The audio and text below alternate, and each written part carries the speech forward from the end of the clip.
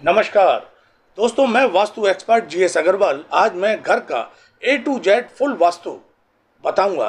एक प्लॉट खरीदने के बाद घर का कंस्ट्रक्शन करते समय वास्तु के अनुसार कौन सी चीज, कौन सा स्थान कहां पर है और किस प्रकार और कैसे बनाना चाहिए, ए टू जेड फुल जानकारी आज मैं बताऊंगा। और आप स्वयं वास्तु एक्सपर्ट बनकर अपने घर पर वास्तु के अनुसार इन सारी चीजों का निर्माण कर सकते हैं। वीडियो को बहुत ही ध्यान से अंत तक देखिएगा, ये बहुत ही इम्पोर्टेंट वीडियो है। तो शुरू करता हूँ। माय डियर फ्रेंड्स, जब भी हम घर का कंस्ट्रक्शन करते हैं तो उसके सबसे पहले एक प्लॉट की ज़रूरत होती है। तो ये प्लॉट आप स्क्वायर साइज का या रेक्टेंगुलर साइज कोई भी ले सकते हैं, जैसा आपकी ज़रूरत, जैसा आपको प्लॉट सुविधा के अनुसार मिलता है, चाहे वो रेक्टेंगुलर हो या स्क्वायर साइज में हो, आप अपने हिसाब से चुनाव कर सकते हैं। तो दोस्तों, इसको हम 9 भागों में इस प्रकार डिवाइड कर देते हैं। जैसा कि मैंने इस प्लॉट को 9 भागों में डिवाइड किया है, आप भी इसको इक्वल 9 भागों में डिवाइड करेंगे और फिर इस प्लॉट को मार्क करेंगे। नॉर्थ ईस्ट का कोना, जिसे हम ईशान कोण कहते हैं, ये ईशान क्षेत्र है या ईशान कोण। ये पूर्व क्षेत्र है। और ये साउथ ईस्ट का कोना, जिसे हम अग्निकोण कहते हैं, ये अग्नि क्षेत्र है। ये दक्षिण दिशा है और ये नैऋत्य कोण है। साउथ वेस्ट का कोना, जिसे हम नैऋत्य कोण कहते हैं, ये पश्चिम दिशा है। और ये वायव्य कोण है। नॉर्थ वेस्ट का कोना, जिसे हम वायव्य कोण कहते हैं। और ये जो आप देख रहे हैं, ये नॉर्थ डायरेक्शन है। और अब बचा ये बीच का, जिसे हम ब्रह्म क्षेत्र कहते हैं। माय डियर फ्रेंड्स, प्लॉट के ये सारी चीजें, यानी कि ये 9 के 9 क्षेत्र बहुत ही महत्वपूर्ण और इम्पोर्टेंट होते हैं। इनमें से हम किसी को हल्का या कम नहीं आंक सकते। हम ये नहीं कह सकते कि इन में से कौन सा कम है या नहीं है, या इसमें कोई वास्तु दोष है तो काम चल जाएगा। नहीं, इन 9 क्षेत्रों में से हम किसी क्षेत्र के बारे में ये नहीं कह सकते कि ये नहीं है तो बढ़िया है, काम कोई दिक्कत नहीं, कोई प्रॉब्लम नहीं और घर का निर्माण कर लीजिए। नहीं दोस्तों, ये गलत होगा। 9 के 9 क्षेत्र बहुत ही इम्पोर्टेंट और महत्वपूर्ण हैं। जैसे इंसान के शरीर का एक एक अंग उसके लिए बहुत जरूरी होता है, इसी प्रकार ये 9 क्षेत्र वास्तु के हिसाब से प्लॉट के अंदर बहुत ही जरूरी होते हैं। अब सेकंड स्टेप में हम शुरू करते हैं ईशान क्षेत्र से। जैसा कि आप इस क्षेत्र को देख रहे हैं, ये ईशान क्षेत्र है और हम यहीं से घर का निर्माण के बारे में शुरू करेंगे।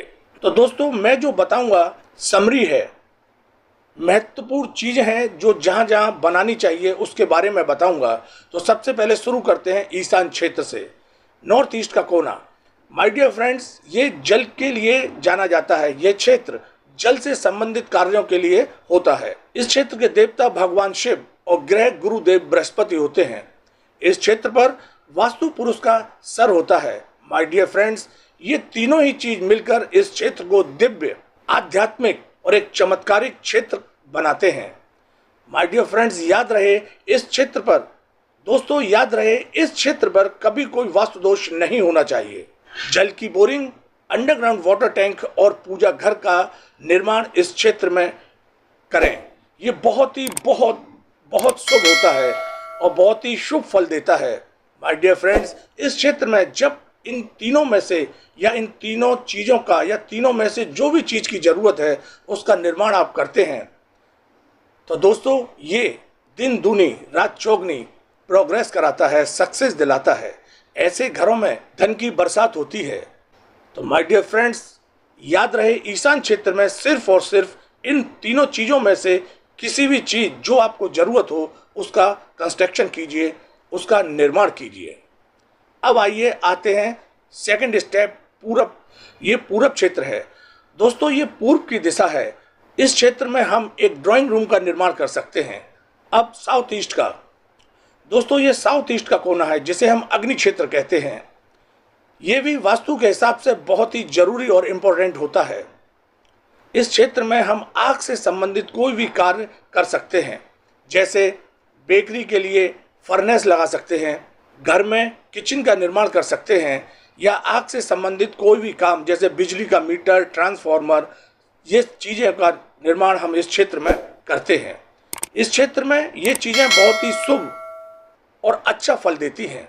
किचन का निर्माण जब भी इस क्षेत्र में करें तो दोस्तों रेक्टेंगुलर साइज में करना चाहिए, और किचन का निर्माण करते समय इस बात का विशेष ध्यान रखें कि इसमें पूरब की दिशा में एक खिड़की जरूर बनाएं, ताकि पूरब की दिशा से पॉजिटिव एनर्जी घर के अंदर प्रवेश करे, जो सकारात्मक माहौल पैदा करती है।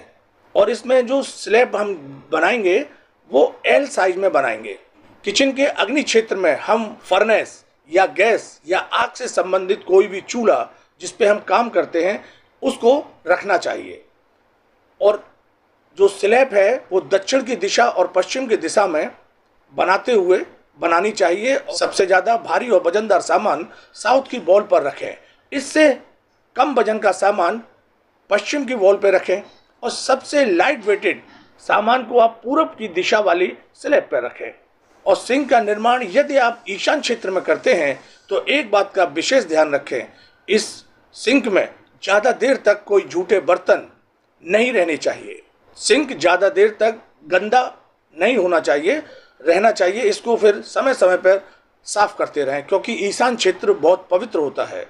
सिंक को आप नॉर्थ की डायरेक्शन में या किचन के वायव्य क्षेत्र में भी बना सकते हैं। किचन का निर्माण करते समय किचन में काम करने वाले व्यक्ति के पीठ के ठीक पीछे कभी दरवाजे का निर्माण ना करें, ये बहुत ही अशुभ होता है। खास तौर से किचन में काम करने वाले महिलाएं या पुरुष जो भी काम करता है उसके लिए बहुत ही अशुभकारी होता है। उसके स्वास्थ्य और सेहत के लिए हमेशा परेशानी और नुकसान पैदा करेगा। किचन में माता अन्नपूर्णा का वास होता है, तो दोस्तों एक अन्नपूर्णा माता की तस्वीर या चित्र किचन के अंदर जरूर लगाएं।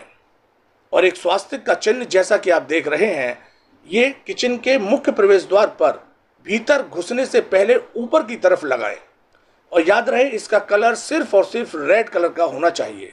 अब हम बात करते हैं दक्षिण दिशा की। ये क्षेत्र दक्षिण की दिशा या साउथ डायरेक्शन कहलाती है। ये पृथ्वी तत्व होता है। इस क्षेत्र में हम मुख्य शयनकक्ष का निर्माण करेंगे, या मुख्य शयनकक्ष का निर्माण ना करें तो इस क्षेत्र में हम एक बेडरूम का निर्माण कर सकते हैं। अब हम बात करेंगे ये नैऋत्य क्षेत्र की, जो साउथ वेस्ट का कोना जिसे हम नैऋत्य क्षेत्र कहते हैं। ये क्षेत्र घर में सबसे ज़्यादा भारी और हाइट में, पूरे घर के कंस्ट्रक्शन से सबसे ज़्यादा हाइट में होना चाहिए। तो हाइट में सबसे ज़्यादा हाइट और वजन में सबसे ज़्यादा वजनदार क्षेत्र होना चाहिए। इस क्षेत्र में आप मुख्य शयनकक्ष का निर्माण करें या सीढ़ियों का निर्माण करें, क्योंकि जब सीढ़ियों का निर्माण करेंगे तो इसकी ममटी इस हाइट को बढ़ा देती है, और ये हाइट घर में सारे कंस्ट्रक्शन से ज़्यादा हो जाएगी। अब हम बात करेंगे ये पश्चिम दिशा की। दोस्तों ये पश्चिम दिशा है, ये इस प्लॉट का पश्चिम का क्षेत्र है। इस क्षेत्र में हम पानी की टंकी रखेंगे, छत पर पानी की टंकी अर्थात ओवरहेड वाटर टैंक। इस क्षेत्र में हम टॉयलेट और बाथरूम का भी निर्माण कर सकते हैं। इस क्षेत्र पर हम स्टोर रूम का भी निर्माण कर सकते हैं। अब हम बात करेंगे वायव्य कोण की। जैसा कि आप इस चित्र में देख रहे हैं, ये वायव्य कोण है। वायव्य कोण अर्थात वायु का कोना। इस क्षेत्र में वायु हमेशा चलायमान रहती है, वो रुकती नहीं है। चूंकि ये वायव्य क्षेत्र होने के कारण हम यहाँ पर ऐसे काम करते हैं जो गैसों से संबंधित होते हैं, या जिस काम में गैसों का काम होता है, जैसे टॉयलेट का निर्माण इस क्षेत्र में अच्छा होता है। और इसीलिए इस क्षेत्र में टॉयलेट का निर्माण करना चाहिए, क्योंकि टॉयलेट में गैसों से संबंधित सारी चीज़ें होती हैं, क्योंकि टॉयलेट एक ऐसा क्षेत्र है जहां पर गैसों का निर्माण सबसे ज़्यादा होता है। और इस क्षेत्र में गैस प्रॉपर और अच्छा काम करती हैं, उनमें कोई दिक्कत या रुकावटें नहीं आती। इसलिए टॉयलेट में यहाँ और क्षेत्र के कंपेयर में कम परेशानी आएगी, कम रुकावटें आएंगी, कम खराब होगी, और यहाँ पर प्रॉपर रूप से काम करती रहेगी। तो दोस्तों इस क्षेत्र में आप एक टॉयलेट का निर्माण कर सकते हैं। यहाँ पर इस क्षेत्र में हम स्टोर रूम का भी निर्माण कर सकते हैं, और इस क्षेत्र में हम ड्राइंग रूम का भी निर्माण कर सकते हैं। तो दोस्तों एक क्षेत्र पर हम एक से ज़्यादा वास्तु के अनुसार कंस्ट्रक्शन कर सकते हैं। अब हम बात करेंगे ये नॉर्थ का डायरेक्शन। दोस्तों, ये नॉर्थ की डायरेक्शन को धन के देवता कुबेर की डायरेक्शन भी कहते हैं और इस क्षेत्र में देवता कुबेर का वास होता है, निवास होता है। तो दोस्तों, ये क्षेत्र सदैव शुद्ध, पवित्र, दोष रहित होना चाहिए, हल्का होना चाहिए, इसमें कोई वास्तु दोष नहीं होना चाहिए। इस क्षेत्र में आप बड़े बुजुर्गों के लिए एक कमरे का निर्माण कर सकते हैं।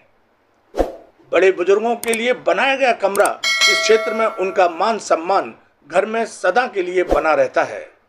तो दोस्तों, आप यहाँ पर बुजुर्गों के लिए एक रूम का निर्माण कर सकते हैं और इस स्थान पर आप ड्राइंग रूम का भी निर्माण कर सकते हैं और अंडरग्राउंड वाटर टैंक का निर्माण कर सकते हैं। इस तरह से यहाँ इस क्षेत्र में कोई वास्तु दोष भी क्रिएट नहीं होगा और धन के देवता कुबेर जी की कृपा, उनका आशीर्वाद हमेशा बना रहेगा।